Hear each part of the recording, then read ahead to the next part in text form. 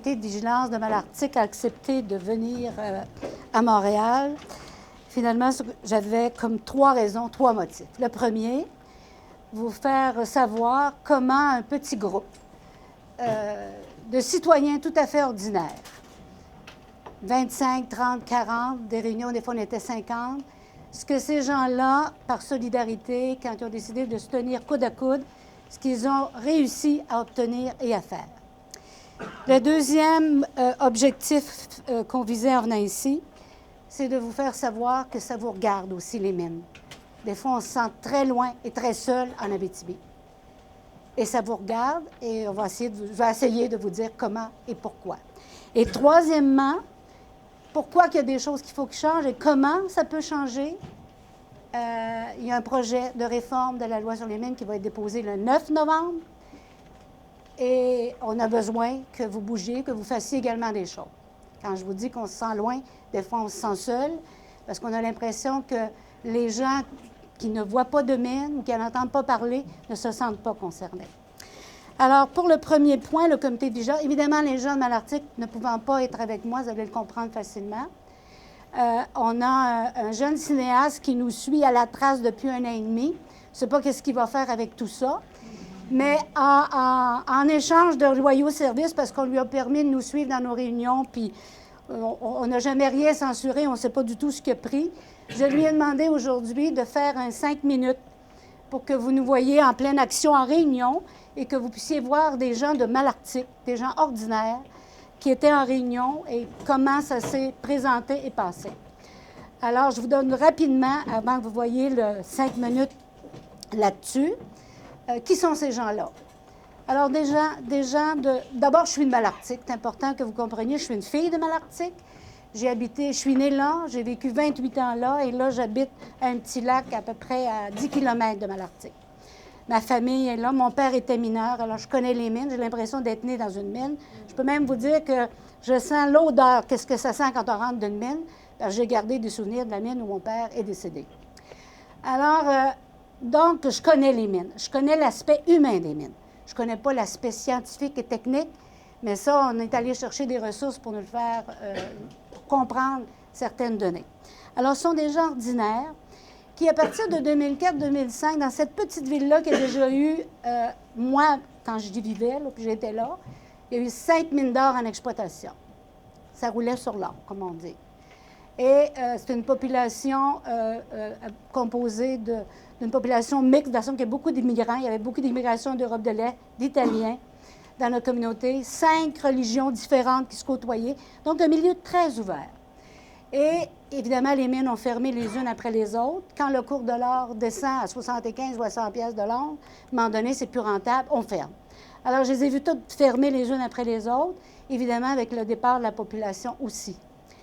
Et on est passé de 8 000 à 3 800, et avec un tissu social extrêmement détérioré et faible. Évidemment, les commerces ont fermé, et les mineurs, ceux qui pouvaient avoir des emplois, s'en allaient à l'extérieur, travailler dans d'autres mines. Et comme la ville de Val-d'Or, qui était à 18 000, je ne sais pas comment dire en kilomètres, je suis de la génération des 1000, alors à 18 000, était beaucoup plus florissante. Les loyers étaient très chers, donc au fur et à mesure que les gens tombaient sur l'aide sociale ou le chômage à Val-d'Or, on leur disait, bien, va rester à Malartic, les loyers ne sont pas chers. Alors, quand Osisco est arrivé en 2004 dans le décor, il y avait 42 % de gens qui ne travaillaient pas dans Malartic. Soit chômeurs, soit assistés sociales. Il faut dire qu'on a l'hôpital psychiatrique régional, donc beaucoup d'ex-hébergés psychiatrisés qui sont dans la ville. Alors, quand une mine arrive comme ça, je pense qu'elle avait fait une étude du tissu social, ça me paraît peut-être évident. Je peux vous dire qu'ils ont des firmes de communication très articulées et très présentes. Alors donc, la rumeur a circulé dans la ville. J'ai oublié de prendre le temps où j'ai commencé à parler. Vous m'arrêterez. Vous m'arrêterez. Alors, donc évidemment, quand on a parlé d'un projet, c'est une rumeur. Ça a commencé en 2004-2005, la rumeur. Alors, vous savez ce que c'est? Il y a un petit café, 2 petits cafés, là, les gens se rencontrent. Ah, il paraît que. Il y a une compagnie minière qui s'appelle Osisco. Ils font du forage dans l'ancienne canadienne. Ah bon, ben c'est ça. Parce que, vous voyez, on vous a parlé beaucoup de la loi de les mines. Moi, je l'ai apportée. Je suis avocate à la retraite depuis 2005, mais toujours membre en règle du barreau. Alors, c'est ça la loi des mines. Loi sur les mines. Non, mais c'est la loi sur les mines. Alors, donc, quand vous détenez un claim, et où ils détenaient les claims sur l'ancien territoire de la Canadienne, il n'y avait pas de maison là, il n'y avait pas de permission demandée à personne. Ils ont commencé, évidemment, à faire de l'exploration.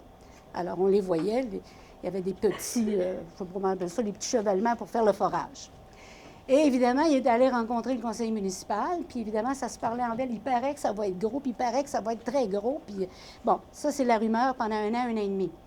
2006, ils font une réunion au sol de l'Église. Alors, on est dans un milieu quand même de religion, de tradition catholique. Et dans un sol d'église, quand tu as une réunion, normalement, c'est pas la place où ça barde de plus. Tu sais, je veux dire, s'il avait fait ça à l'auditorium ou dans une autre salle, peut-être que les gens auraient peut-être davantage parlé. Alors, la compagnie a présenté le projet. 200 maisons éventuellement à déplacer de la ville, parce que l'exploitation est en pleine ville. Alors, on va déplacer 200 maisons. Alors, la rumeur, pendant un an et demi, c'était peut-être 150 maisons. Puis d'un coup, un mois et demi plus tard, on dit « Oh, ils parlent même de 180. » Puis, oups, 3-4 mois plus tard, oh, ça va être 200. Il paraît même qu'ils vont être obligés de démolir les écoles. Mais ça, c'était les rumeurs. Alors, quand ils ont présenté le projet, c'est une excellente stratégie en information. Vous laissez courir des rumeurs jusqu'au plus radical. Puis finalement, les gens s'habituent à dire, ben, 200, c'est pas si pire. Ils vont prendre tel quartier, puis oui, ça commence à être vieux, puis bon, tu sais, ouais, puis là, etc. Alors, évidemment, quand ils ont présenté le projet, les gens étaient un peu sceptiques. Très peu de gens ont posé de questions en voulant dire, ça se peut comme, ça n'a comme pas de bon sens, ça n'a comme pas d'allure.